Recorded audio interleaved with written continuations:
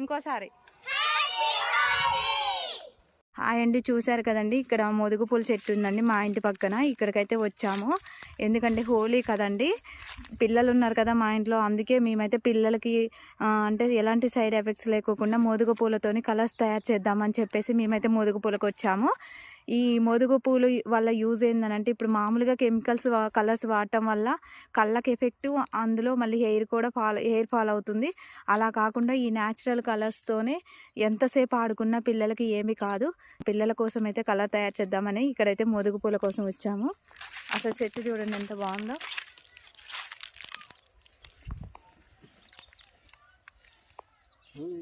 యాక్చువల్గా నేను ఫస్ట్ మోదుగు పూలు, మా వారు అన్నారు మోదుగు పూలు కోసుకొద్దా అంటే దేనికి అనేసి. నాకు అసలు యాక్చువల్గా తెలియని కూడా తెలియదు మోదుగు పూలతో కలర్స్ తయారు చేస్తారని. చూడాలి. ఇవి మొగ్గలు ఇలా ఉన్నాయి.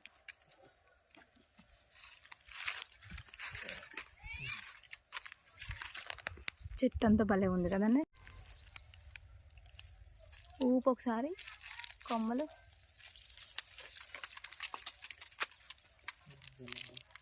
చాలా చాలా బాగుంది చూడడానికి. బాగున్నాయి కదండి. అది చూసారు కదండి, హోలీ రోజు కాబట్టి హోలీకని మేమైతే న్యాచురల్ కలర్స్ అయితే తయారు చేసుకుంటున్నాం. మా ఈ ఊర్లో దొరికే మోదుగు పూలు అయితే తీసుకొచ్చినాం. చిన్నప్పుడు మేము కూడా ఇలా తయారు చేసుకునేవాళ్ళం. సో మోదుగు పూలు తీసుకొచ్చి ముందుకైతే వేడి నీళ్ళు అయితే మరగబెట్టేసి చూడండి మోదుగు పూలు ఆల్రెడీ వేడి నీళ్ళు మరగబెట్టాం కదా. మరగబెట్టిన తర్వాత ఈ మోదుగు పూలను అందులో వేసుకోవాలి. బాగా మరగంగానే ఏమైతే కలర్ వస్తుంది. కలర్ రాగానే అది న్యాచురల్ కలర్ వస్తుంది. ఎలాంటి కెమికల్ లేవు, ఎలాంటి సైడ్ ఎఫెక్ట్ ఉండవు అనమాట. చిన్నప్పుడు మేము ఇలానే చేసుకునేవాళ్ళం. సో పిల్లలు ఉన్న చోట ఇలా మన న్యాచురల్ కలర్స్ అనేది యూజ్ చేసుకోవాలి. యూజ్ చేసుకోవడం వల్ల కళ్ళకి ఎలాంటి సైడ్ ఎఫెక్ట్ అనేది ఉండదు.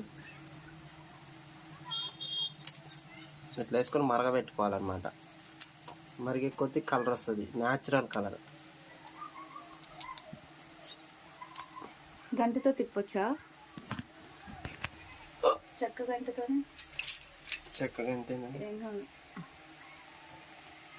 చూడండి కలర్. కొన్ని పూలకే